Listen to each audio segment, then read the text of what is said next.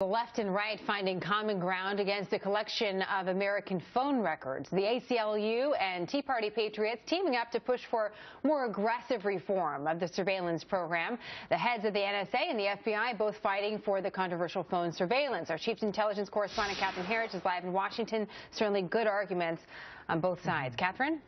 Well, Jenna, a leaked Justice Department memo says Friday the U.S. government will start shutting down one of the most controversial provisions of the USA Patriot Act, and that's the bulk collection of Americans' phone records known as Section 215, if there is no indication the act will be extended by Congress.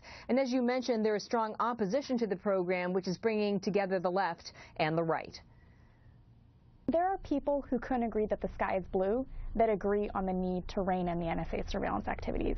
And that's exactly what we have in this debate. We have people from across the political spectrum.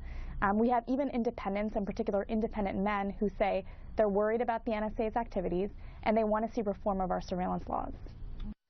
The ACLU is partnering with Tea Party Patriots, and they pulled together these ads calling for a permanent end to the existing program and a more targeted approach in the future. And it's no accident these ads are running in Iowa and New Hampshire, where Democrats and Republicans must prove themselves for 2016.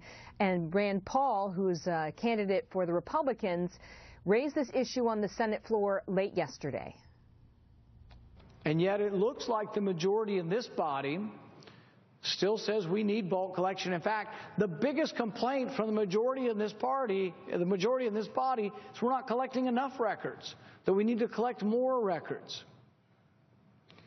Can you have security and liberty at the same time?